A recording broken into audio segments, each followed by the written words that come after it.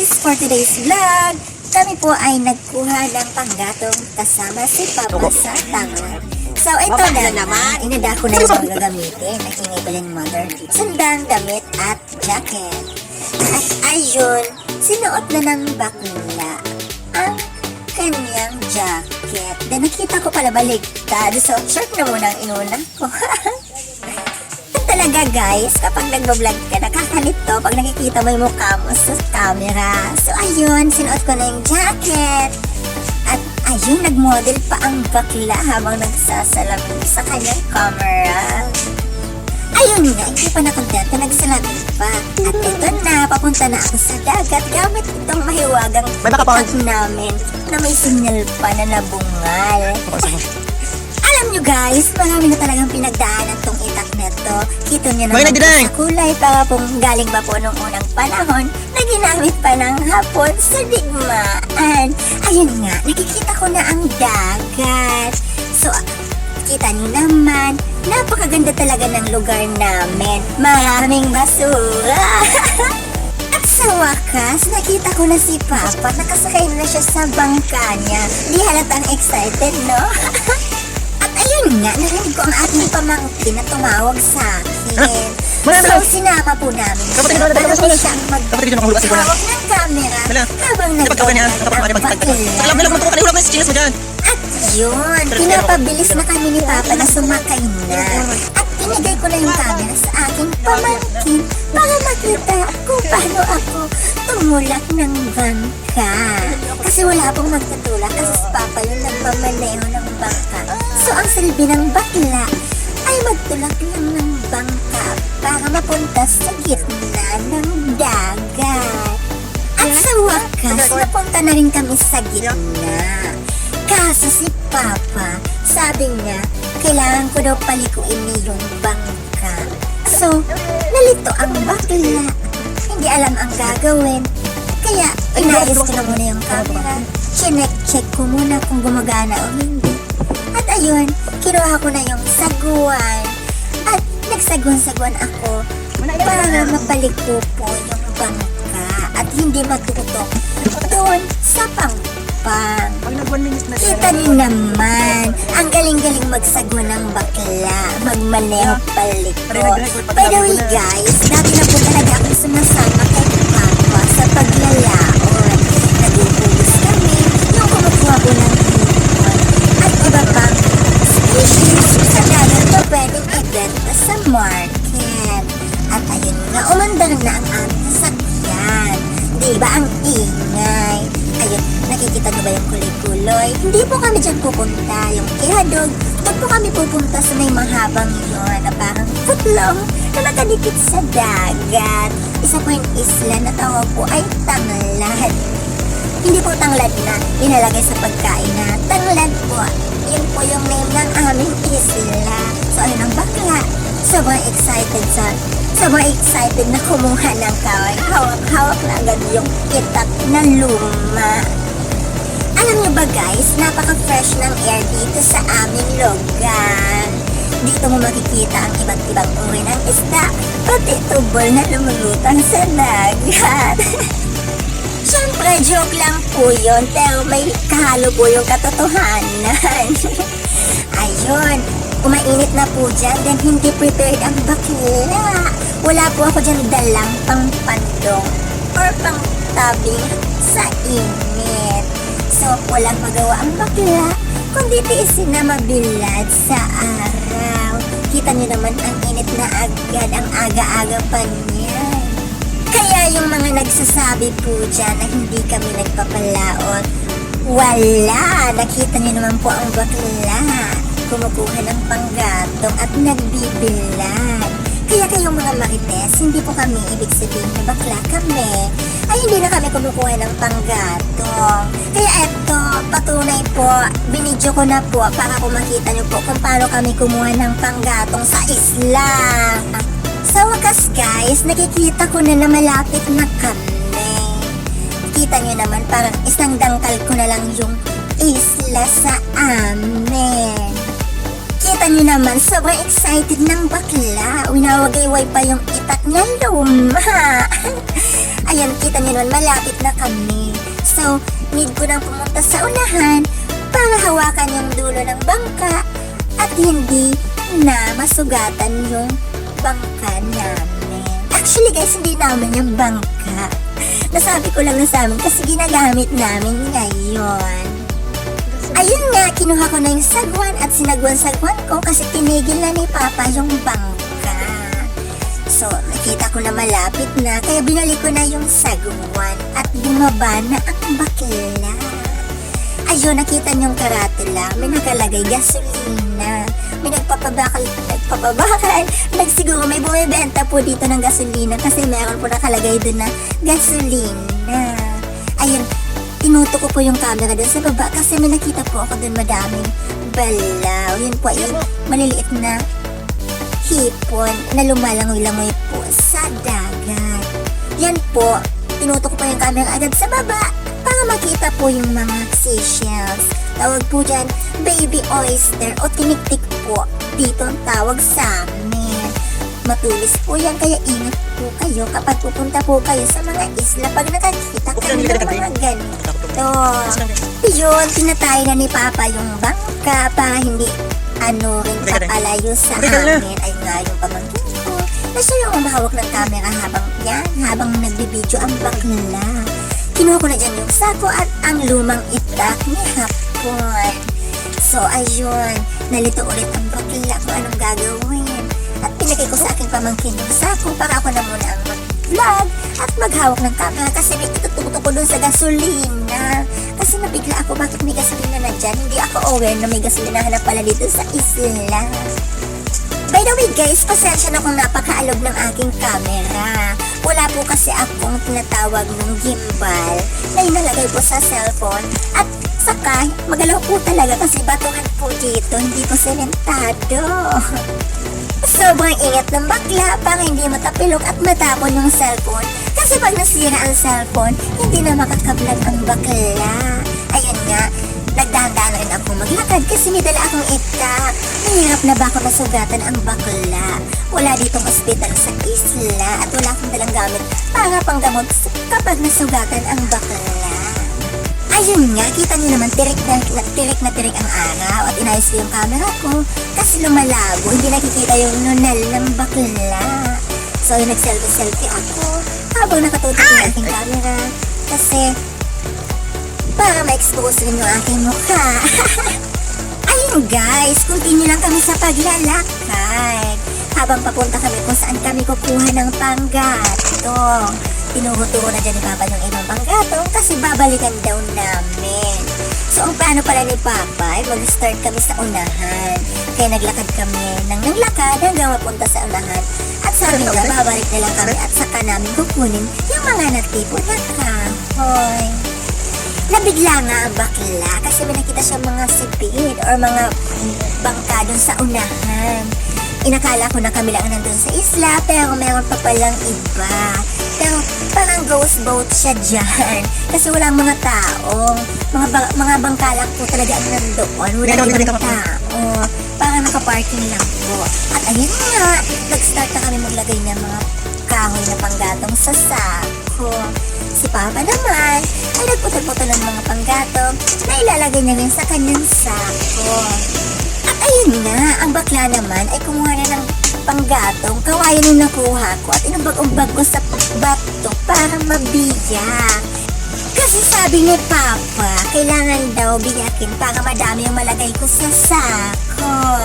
So ayun, masulungan ang bakla at ginawa niya ay binayak-biyak sa bato yung mga panggatong na kawayan. Tignan niyo naman, kawayan lang po talaga ang pinapanggatong namin kasi wala kaming gasol. At pinili namin na kawayan kasi madaling makaluto. Ayun nga, nandyan kami, nagkukuha ni Papa habang ang aking pamangkin naman ay bising-busy sa pagiging cameraman. At ayun nga, patuloy lang kami ni Papa habang pumupulot ng panggato. By the way, tirik na yung araw dyan at sobrang init na sa balat. Kaso kailangan kasi walang nadalang pang tabing ang bakla. So kailangan magtiis. At ayun, patuloy ang bakla sa pag-umbag ng kawayan sa bato. para mabiyak at marami akong mailagay sa sako. And by the way guys, kawain talaga yung kinukuha namin at pinupulot namin ng mga panggatong para hindi na rin po kami makasira ng kalikasan. Tinutulungan na lang po namin yung kalikasan na makarecover at pulutin na lang po yung mga kahoy na inanod sa dagat or sa pangpang ng isla. Kaya ayun, caring ng bakla ang paghampas ng mga kawayan sa bato. At ayun nga, may nakita kaming prutas. Sabi ko sa pamangkin ko, tignan ko ano yung prutas na yun. So pinakita niya ang isla, habang ang bakla ay kumukuha ng panggatong. Ayun, dire-diretso lang kami sa paglakad at pagpulot ng mga tuyong panggatong. Ayun nga, yung best na tukoy yung prutas. Hindi ko alam kung ano po yan. Color red po siya na nag-orange. So, ayun, dinalik ng cameraman sa akin. And, pabalik na kami sa bangka habang nagpupulot-pulot pa kami ng kahoy. Ayun na si Papa, binibiyak-biyak pa yung kawayan. Pero nga, madami kaming malagay sa sako namin. At patuloy pa rin kami sa paglalakad habang binibidyon ako ng pamangkin ko na ala cameraman na yun. Ayun, naglagay-lagay pa ng mga panggatong sa sako. Nagpulot pa ng mga panggatong. Ayun nga si Papa, nauna na sa amin. Parang may lakad pa ata eh. Kasi bilis-bilis na maglakad. Halos naiwan na kami. Ayun, kitang-kita nyo naman kung gaano kaganda ang lugar namin. At kaganda ng bakla sa lugar na yan, Charis. To be honest guys, maganda talaga dito sa isla. Maganda dito kapag gusto mo mag-isip at mapapaisip ka talaga kung paano ka uuwi kasi baka matauban ka or abutan ka ng high tide. Mapapag-isip ka talaga kung paano ka babalik sa lugar nyo kasi malaki na yung tubig. Alam nyo rin guys, pwede nyo rin po itong lakarin papunta po dun sa Pangpang. Kaso, matagal lang po kayo bago makaabot dito at kailangan po ay hindi po high tide yung dagat. Dapat po ay low tide. Kasi po na-experience ko na po lagi na pumunta dito na hindi po nakasakay ng bangka. Gamit lang po namin ay yung mga paa namin. Nalaglakad lang po kami papunta dito. At kung magtatanong po kayo kung saan po itong lugar, dito po ito sa Bicol. Sa Calabanga po, sa barangay po ng Santa Rosa. Ayun nga, naboring ang bakla. So nag-swing-swing siya ng Alamay Cyrus sa puno. Ayun, kita niyo naman, sayang-saya yung bakla. Nag-swing-swing sa puno ng kahoy. Ayun, nag-model-model. Ayun, at hindi pa nga na-contento. At magsising pa yan. Ayun si Papa, busy sa pagkuha ng malaking kahoy na yan. Actually guys, tuyo na po yan ha. Hindi po kami nagpuputol ng kahoy na buhay pa. Ang kinukuha po namin ay yung mga tuyo na. So, ayun, si Papa, atong yung kahoy. Hindi ko alam ang Tagalog sa ipapaatong. So, ayun, basta nilagay na sa tubig. Kasi matalino talaga yan si Papa. Aabangan niya na lang dun sa unahan yung kahoy para hindi na siya manirapan na buhatin yung kahoy. Kita niyo naman, pinaanod niya na yung paanod pala ang tawag sa paatong. Sorry na guys, nabobo ulit ang bakla. So ayun, kinuha na ni Papa yung sako niya at napakamot ang bakla kasi mabigat na yung sako niya. So pinalit namin ni Papa yung sako na siya na yung mabigat kasi walang powers ang darga ngayon kasi mainit. Kasi guys, pauwi na kami talaga niyan kasi tama na daw yung kahoy na nakuha namin. Kita niyo naman, ilang beses na itong pwede iluto ni May Molinda na paninda niya. Kaso, ilang araw lang talaga ito consumable ni Mama. 2 araw kasi parang kinakain niya at hindi ginagamit sa panggatong yung kinuha namin na kawaya. Siguro pinapapak niya habang nagluluto. And alam nyo guys, napakalaking benefits na nandito ka sa province. Kasi una sa lahat, hindi mahirap ang kumuha ng panggatong. At hindi ka na po bibili ng uling o bibili ng gas para lang po makaluto. So ang gagawin mo lang ay pupunta ka sa mga isla-isla o pupunta ka sa mga pangpang ng dagat at magpupulot ka lang po ng mga panggatong. Hayaan nyo na po yung mga marites kung mga panggatong lang po yung kinukuha mo at pinupulot mo dito. Kasi natuhan na po may marites, yung maninira po sa iyo, yung pipigil sa pag-asenso ng buhay mo. At ayun nga si Papa, may kinakuha na nga ng kawayan at ilalagay na namin sa aming bangka. So napagod siya ang bakla, so naupo na muna at kinuha yung camera sa pamangkin ko. Kita niyo naman, dahan-dahan ni Papa nilalagay yung mga panggatong sa kanyang sako. Ayun, si Papa ay nakaramdam ng ihing-ihi na siya. So dadagdagan niya ng alat yung dagat. Papainumin niya ng mga ihi yung isda. Serious. At yung pamangkin ko, tignan niyo naman. Hindi mo alam kung anong hinahanap. Parang nagpo-posing siya na ewan. Kinakagat yung kamay, siguro gutom na. So, ayun. Katabi ko pala siya pa nag-voice over ako. Tinignan yung bangka na parang tinitingnan yung asyenda. Ayun nga, nasugatan yung bakla. Kasi, durat. So, ayun, hinihila na ni Papa yung bangka para ilalagay na namin yung mga sako at uuwi na. So, hinila-hila lang ni Papa yung bangka niya para mailagay na namin nga yung aming kahoy at yung sako. Ayan yung pamangkin ko, di ba? Napaka-strong niya. Hindi nag-chinelas kahit maraming seashells dyan na matatalim. Binuhat niya na nga yung kahoy. Nagpe-feeling na malakas siya. So, ayun, tumulong na ako. Kasi, hindi kaya ng pamangkin ko. Tignan niyo naman, hinihilan yung bangka. So, ayun si Darna, kinuha niya na yung sako. So, ayun, inabot ko kay Papa para mailagay niya na sa bangka. So, ayun, sasakay na kami dyan. Magpapanggap na sasakay at nakalimutan ko pala yung cellphone ko. Ayun, nagsayo ang bakla. Nag-asi-asiteng na. Asi-asiteng. Ting-ting-ting-ting-tong-ting. Tang-ting-ting-tong-tang-tang-tang. Diba? Nabaliw na ang bakla. Kumuha lang yun ng kahoy. So, ayun, kinuha ko na yung phone at sumakay na kami. Ayun, naglugay na ang bakla. Nag-feeling maganda. Kahit hindi naman talaga siya maganda. Kahit saan anggulo mo tignan talaga ang bakla, walang magandang anggulong magagandang tignan kasi pangit. So, ay nagtaas pa talaga siya feeling strong ang bakla. Hindi niya alam na pwede siya dyan mahulog. Tignan mo, ilugay-lugay yung buhok. Ngayon nahihirapan tuloy ang bakla.